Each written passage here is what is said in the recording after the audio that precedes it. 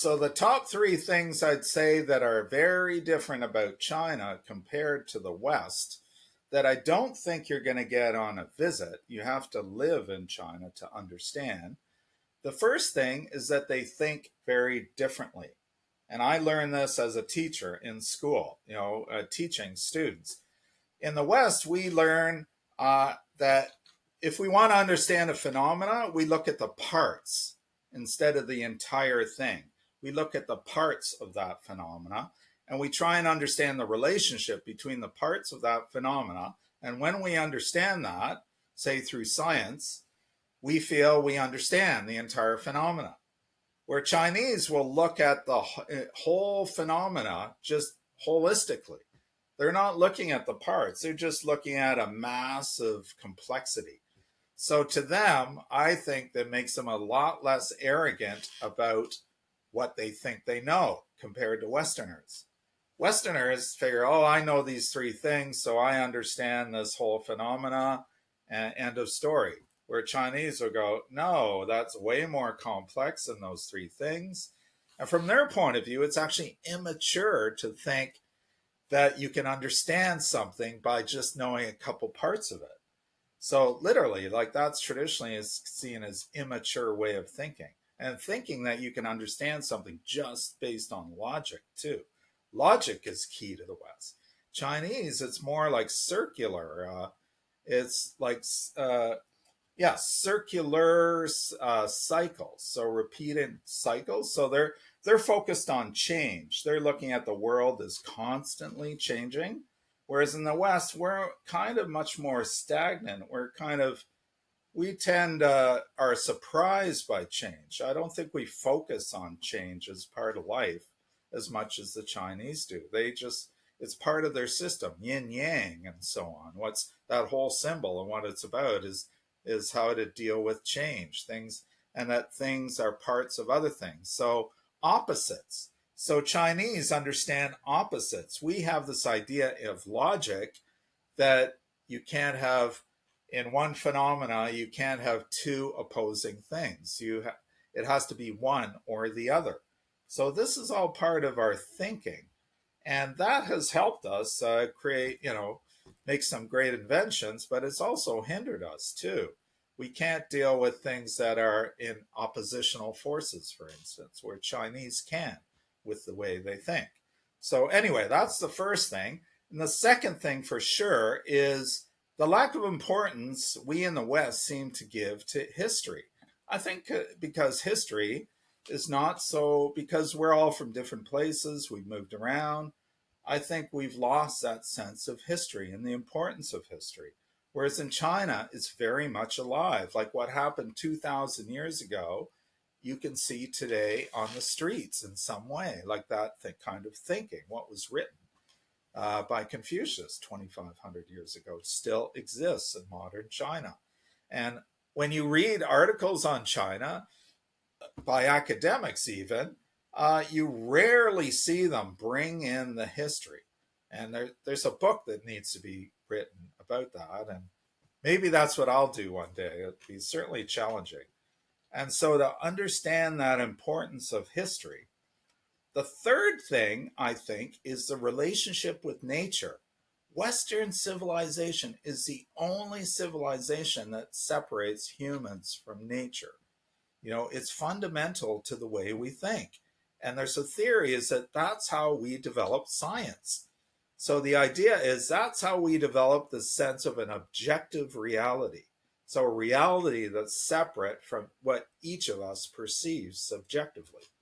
So, if we just think the world is subjective, there's no point in me arguing with you because you're going to have a different perspective than me, and each of them are subjective. So what's the point in arguing, right?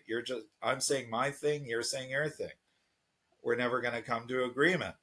But with this idea of something separate from both of us that's objective, we can have an argument. I can argue that I understand that objective thing better than you can. And if I can do that, you will start listening to my interpretation of what I think is objective reality. So that's all related to separating.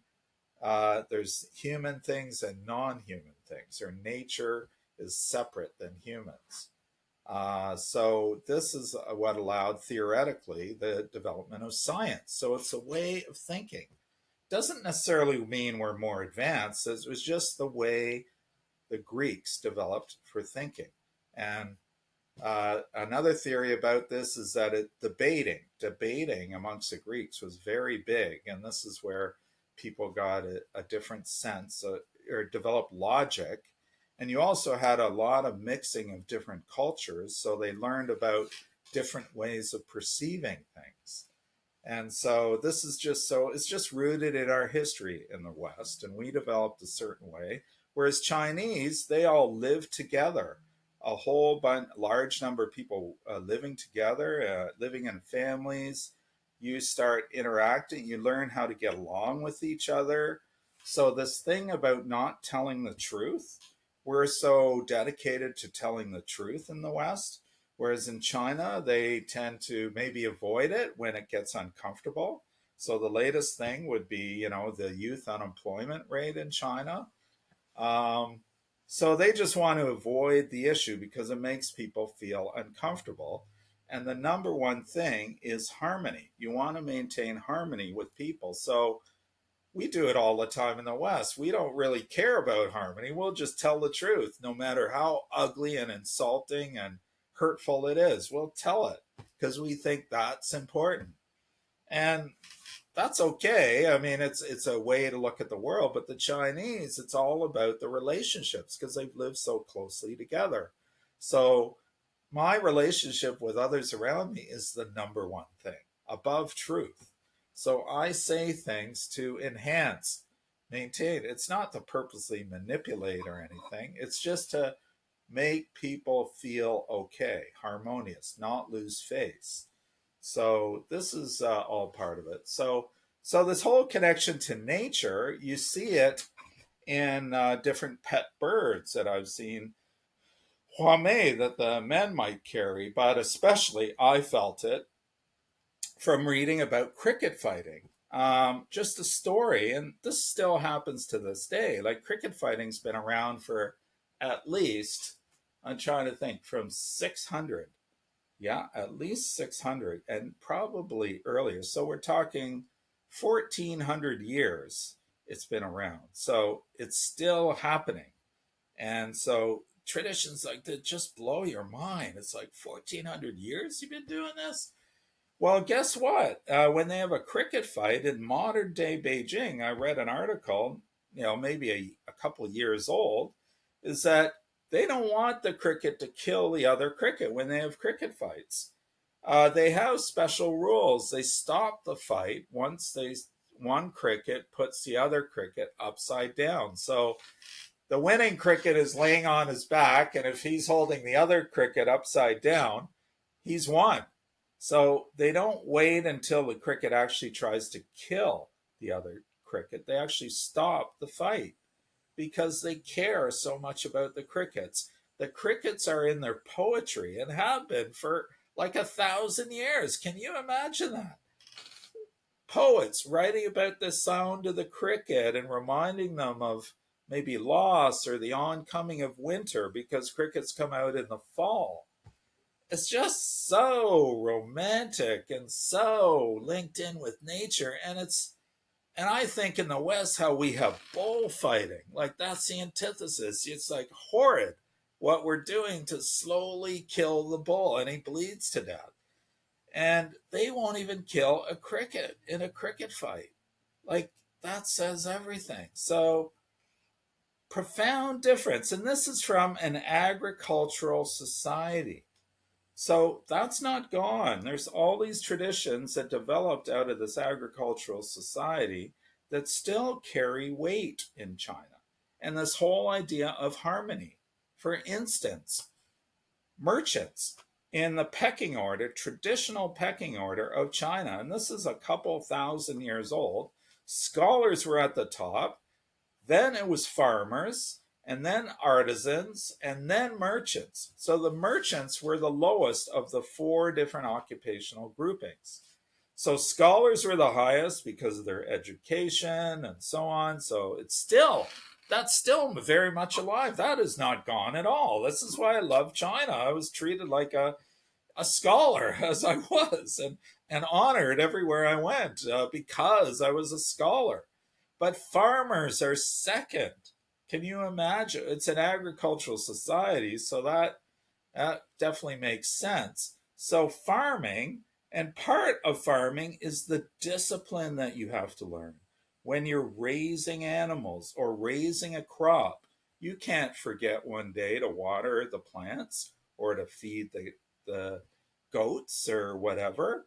This is a responsibility, and it's thought that one theory is that this is why Chinese civilization has lasted for so long, is that in the farming world, you learn really good values that you don't learn in an urban environment. Urbanites basically get, just compromised in their values by living in an urban environment, especially if you become wealthy. But it's seen as that you're inculcating good values in a farming community. You're learning every day, make sure you feed the goats, make sure you water these plants, make sure you take care of the fish. And so this is a responsibility, and so it makes you remember.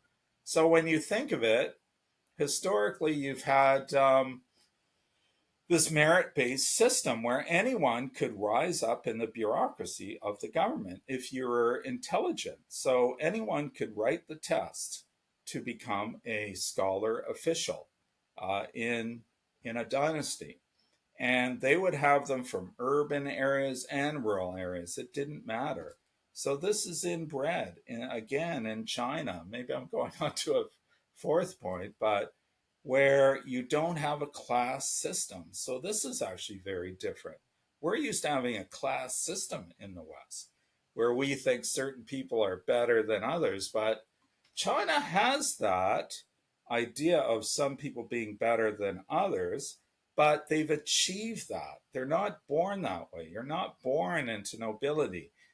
If people like say me as an academic, they respected me because I had improved myself by studying so much and getting a high degree. So this is why I was honored. It's not just I was white. I mean, maybe that's a little bit of it, but not really. It was really that I was a scholar. I had invested in improving myself. And that's where they will honor someone who is better. You and everyone has the chance to do that. It isn't a class thing at all. So this is critical in China. So anyway, getting back to the scholar officials, it was thought that because you have so many from rural areas who've learned these really good values, they help check the corruption of the urban scholar officials, the ones who grew up in the city. And so rural areas and farms are seen as where the best values live in China, values that perpetuated Chinese civilization, which in China is sacred. Like anything that perpetuates the civilization literally is sacred. Like that's why they have the culture they do. That's why it still exists. That's why it's so good, in treating people, the kindness and so on, is that they have respected their farmers. Whereas in the West, I don't think we do. We don't give, I would say our farmers, I think farmers all over the world learn those good values. You're forced to, but we don't honor it in the West. And in China, they do. So that's maybe a fourth point about the difference between China and the West. Another of the big things that the West needs to learn about China. When I listen to all the warmongering going on now in the media, I absolutely think it is totally from the West. It is not coming from China. It's invented in the Western mind about China. So this again are Westerners that really don't have a clue about China, and they're applying their Western thinking, read US thinking, to each situation when they're dealing with China. So they're bringing their Western mindset and assuming Chinese are thinking the same way. And I'll guarantee you they are not. You are wrong. If you want to find peace in this world, you study China. You study China's history. It's no mystery. It's not like a superior people. They've just been through a heck of a lot more war than probably any of you have, any of your countries in the world. Like the bloody history of China is unbelievable. Millions died, starving, killed throughout history. Like it's in the millions, be all of Canada wiped out in one war kind of numbers. And so, do you really think a civilization that remembers the past, that's part of their culture is to remember what happened in the past? Do you really think they're all ready to go to war? There is no way. That is the last thing China wants. Why do you think Confucius rose up? Why do you think it came about? There was hundreds of years of war before Confucius came along. He was part of the 100 scholars period of Chinese history, so the golden age of Chinese philosophy. And they were called the 100 schools of thought. Sorry, that's it. So the 100 schools of thought period, and this is, I believe, lasted something like 600 years. So this would have been maybe 1000 BC to 400 BC, very roughly. So anyway, quite a long period where you had not necessarily hundreds of scholars, but you had dozens, literally dozens of scholars promoting some new idea to basically end the hundreds of years of war that were going on between different warlords.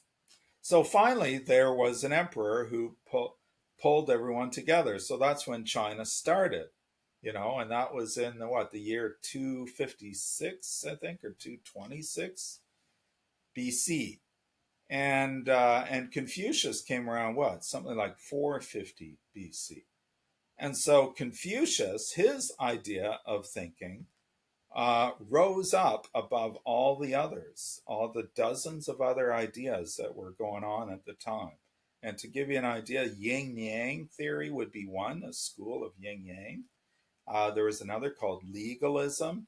Taoism would be another. Those are just examples, but there's many more. Sun Tzu and his art of war. So there was a whole other thinking about war. There is all these different thoughts, and they were kind of fighting for supremacy, these ideas. And it was Confucius who really won out, his thinking. But Confucius was taking ideas from up to, I believe, almost 1,000 years before he was born. So he was drawing from the past and what he thought were superior ways of being from the past, superior periods of governance. And so he was basically writing those down, writing things down that had been operating for hundreds of years. And so he was just a recorder. And he says that himself. If you do his readings, he just says, that's all I am. I'm a recorder of history. I'm not a creator. They're not new ideas. I'm just recording new, what has been going on for hundreds of years that I think is important to have a good, harmonious society.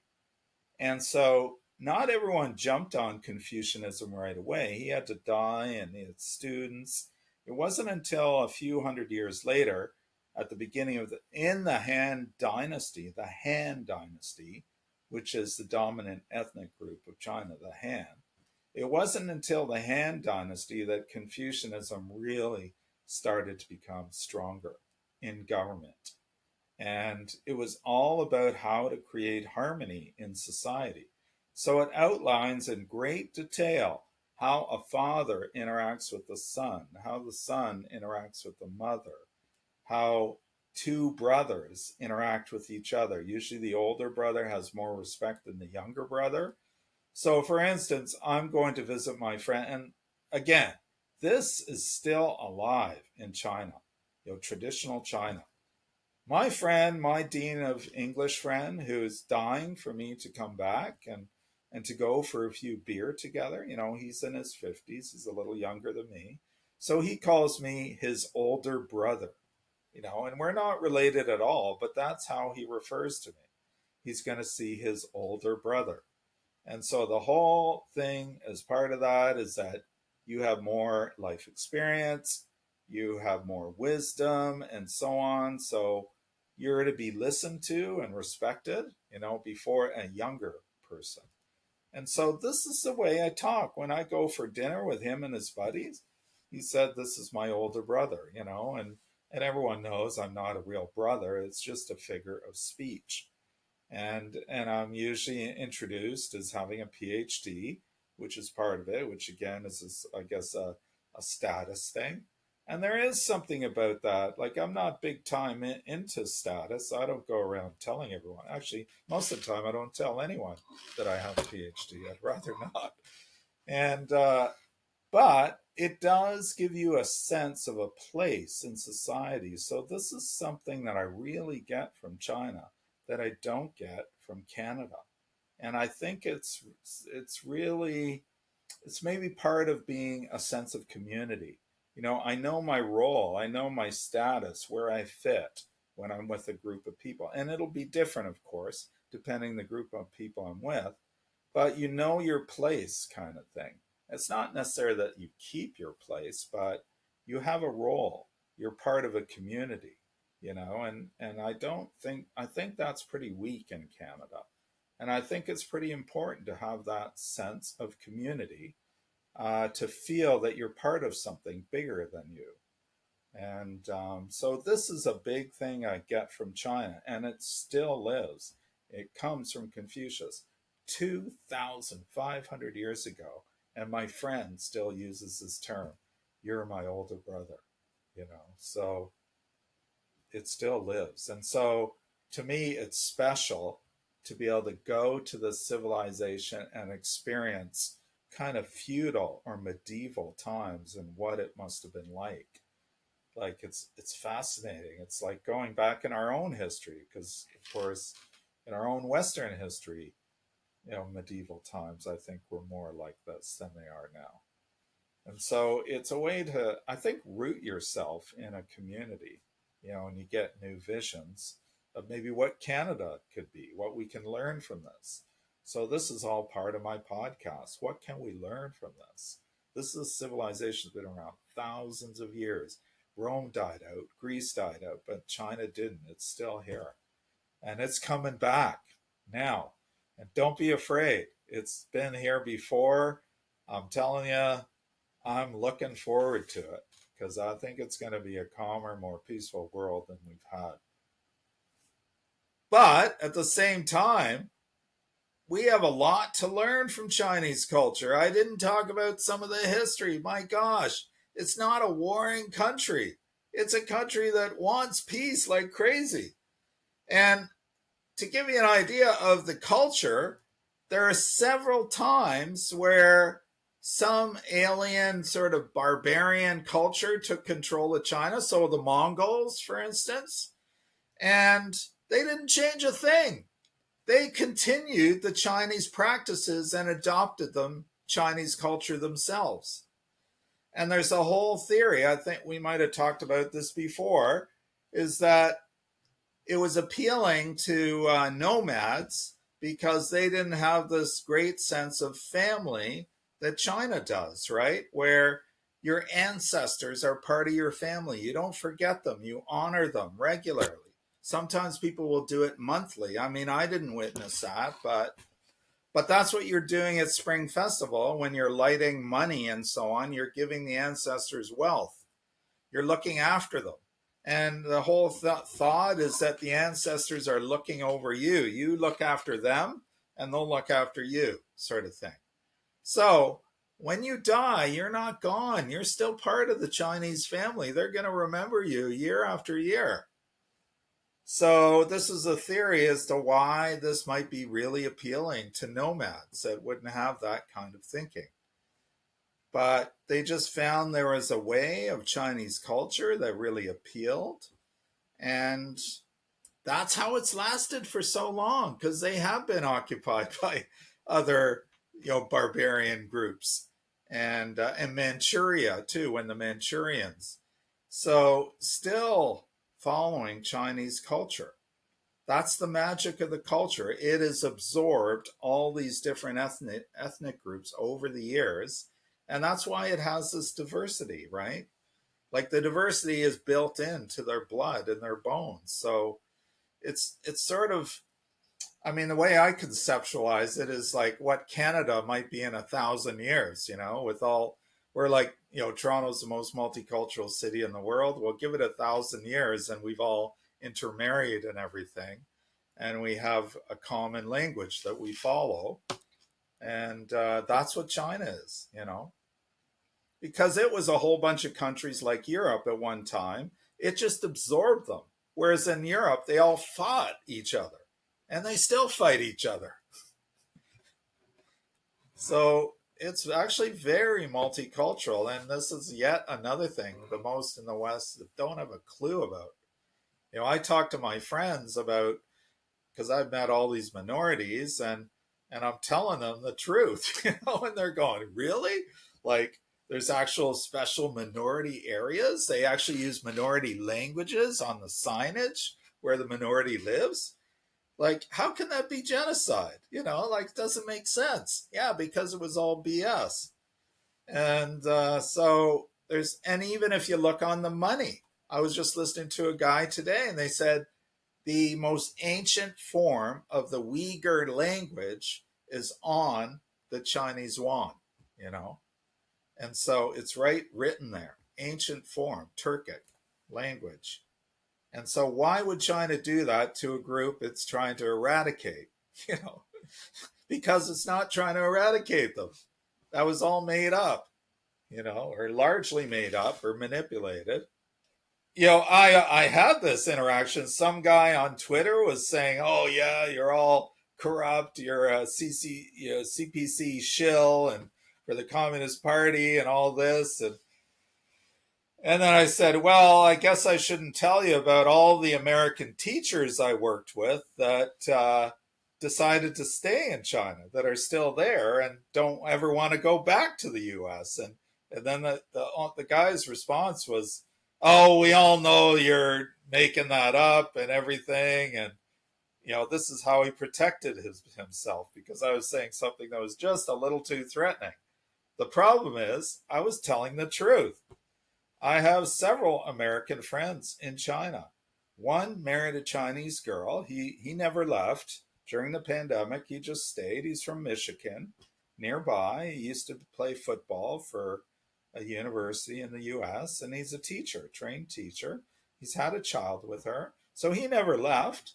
Another guy met a Chinese girl, moved to the States. She wanted to move to the States. And he taught as a teacher for a year or two in the US, but he didn't like it. And he went back to China, and he's now remarried another Chinese woman. They just had their baby. He's a teacher of physics in Hangzhou. And he loves China. He's always like, every time I write about China, he's always saying something supportive. And despite what all the Canadian people are saying to me, criticizing me and saying I'm a shill, he's coming in and confirming everything I said. He said, "Oh yeah, it even goes further than that." And then I talked to a guy who was a teacher in China, and he married a Filipino girl and has moved to the Philippines, and he doesn't want to go back to the US, an American teacher who's been traveling around the world for years. And I was talking to him, and he said, there's loads of teachers that don't want to go back to the US. And he said they're not just staying in China, they're staying in all sorts of other countries. But there's lots that go to China. So if it's so bad, then why are people choosing? Yet another person, he had a teaching, went back to Florida. He was teaching chemistry, an experienced teacher, went back to Florida with his his family's there and so on. He was alone in China, so he's away from his family in China. Went home, and probably the main reason is be close to family. He taught for a couple years, And then he just couldn't handle it anymore because he just said they're undisciplined. They don't work as hard as Chinese. And I miss China, basically. And he went back. He went back a year ago and he got a job there. But in the end, he just, after a year, he had to leave because he's past the retirement age. And so he was really, really sad that he had to leave China and go back to Florida. It was the last thing in the world that he wanted to do. He was having a fantastic time in China. And he was there through the rest of the pandemic and lockdowns. He was in a big lockdown, but he said the school principal would come to his home and deliver food. And he said, it's true, the lockdowns were hardcore and so on, but Chinese people were rallying around and helping their teachers. And that's what makes you love China, because they take care of you. So he said it wasn't that bad, and so he's back in Florida now. He's not very happy. He wants to go back to China, but I think he has to wait. He's going to try again anyway. He has not given up. He wants to go back to China, and so there are so many. These are just stories I know. And I'm sure there's a lot more, and so why are these people going back to the police state? Because China has a lot to teach us about how to live in harmony together. And I think that's the ultimate thing that we can all learn. That's what hit me, because again, my story and my past and challenges I went through, I went to China and it was just like warm milk. I just felt so much better. And yeah, so really kind of gave me hope for like a more peaceful and fair and kind society. And so you don't forget that. You don't forget that. And that brings us to a close of another episode of The Maple Dragon, the 7-year-long chronicles of a Canadian professor in China. Get early access, bonus episodes, and more inside Mark Robson's community at themapledragonpod.com. Till next time, take care of yourself. Goodbye.